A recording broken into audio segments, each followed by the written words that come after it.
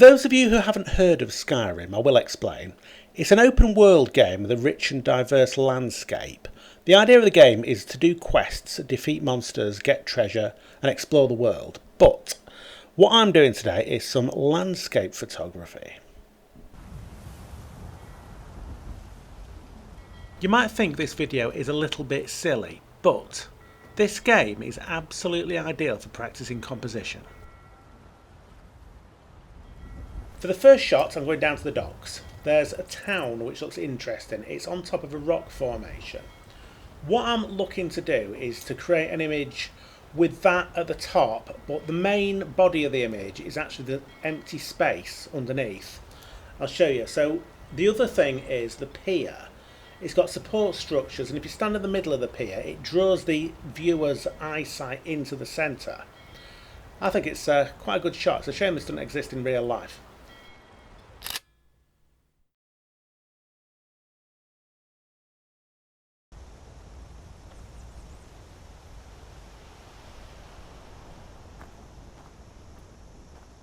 Right, so the sun has just set and there is a little bit of colour in the sky still, and there are some stars just coming out. So you've got a lake and a bridge, and although they are powerful elements, what I'm really looking at is the mountain in the background and the way it contrasts with the sky. You've also got a little bit of cloud drifting across in front, which is pretty nice.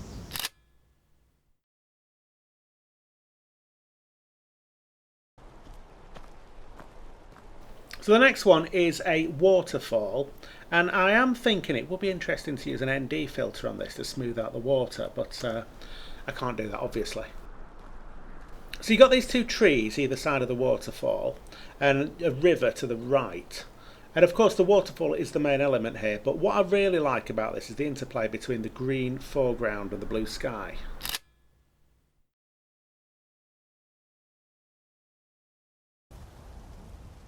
You do have to be careful when you're in the wilderness because there are things that can kill you. Here in the UK it's actually quite nice because there's nothing that can really harm you. And we don't have any dragons anymore since St George killed the last one.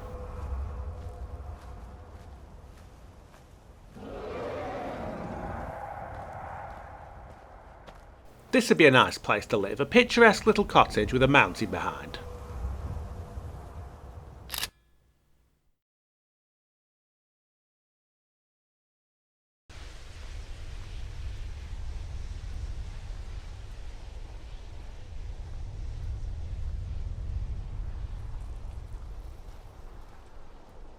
So this next one is a volcanic landscape with a dramatic sky.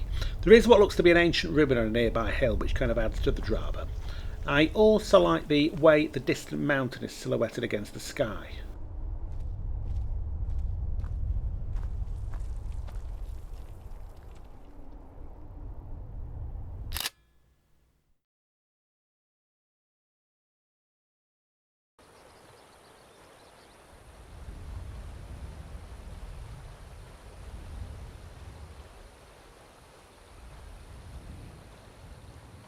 I do know of a few spots like this in real life, and it's just a case of being there when conditions are perfect.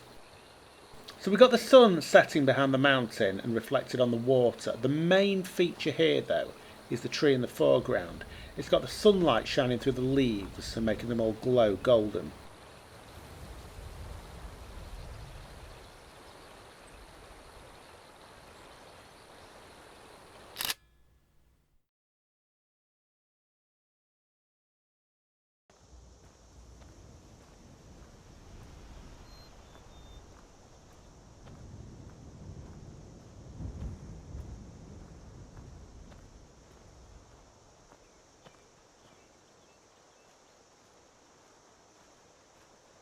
It's easy to imagine the smell of fresh mountain air on this one. The trees in the foreground here are lovely, but I think the main elements are the mountains and the lake. It was taken early in the morning looking east.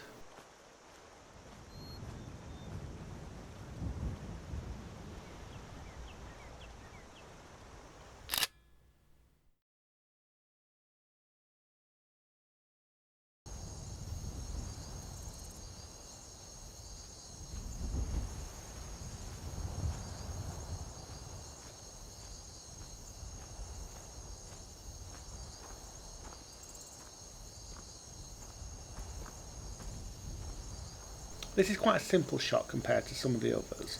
We've got trees in the foreground and mountains in the background which are shrouded in mist. There's a few stars in the sky as well, which I think really adds to the image.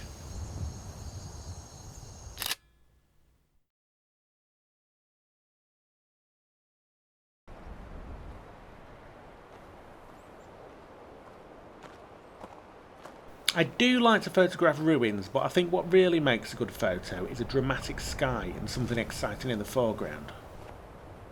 What's really interesting about this photo is that just before I took the shot, the light changed and there's a really warm glow to everything. That can actually happen quite a lot with landscape photography.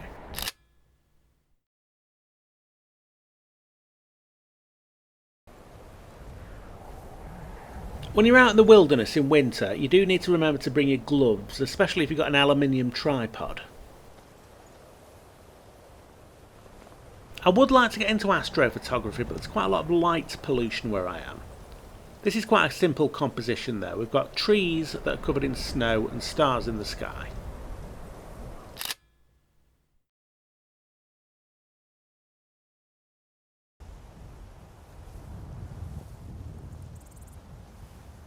The sky is overexposed on this one, but that's not always a bad thing.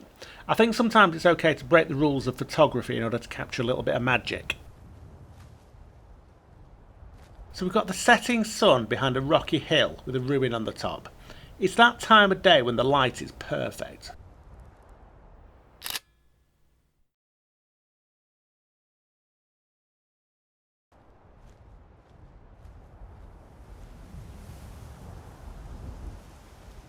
So here we've got a windmill with a mountain behind. Now I don't know of anywhere in real life where you'd find this scene. I've been to the Netherlands quite a few times. They've got lots of windmills but no mountains.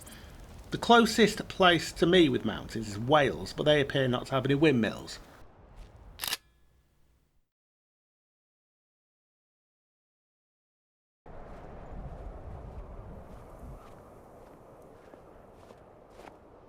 Ancient standing stones deep in the snow-covered forest with the aurora glowing above.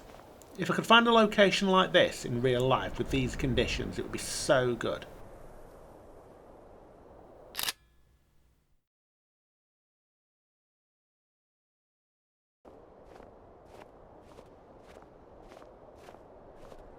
You do get the aurora where I live very occasionally.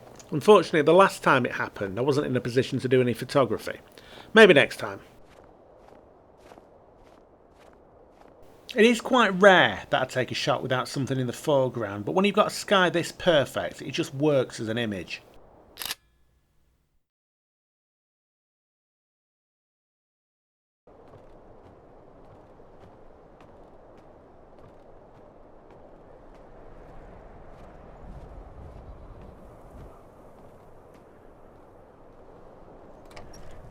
We drink to our youth, to the days come and gone, for the age of oppression is now nearly done.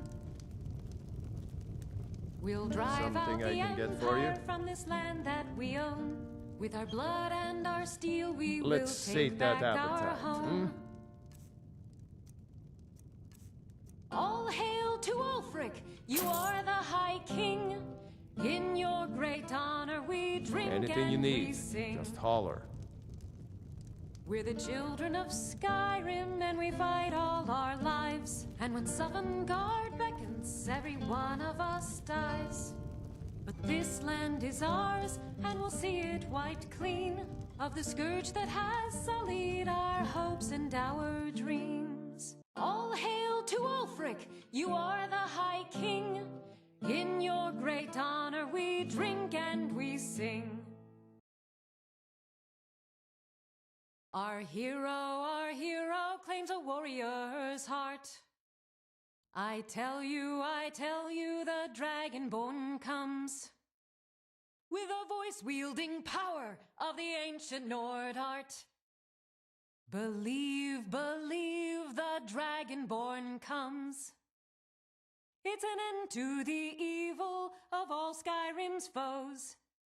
Beware, the dragonborn comes. For the darkness has passed and the legend yet grows. You'll know the Dragonborn's come. Our hero claims a warrior's heart. I tell you, the Dragonborn comes. With a voice-wielding power of the ancient Nord art. Believe, the Dragonborn comes. It's an end to the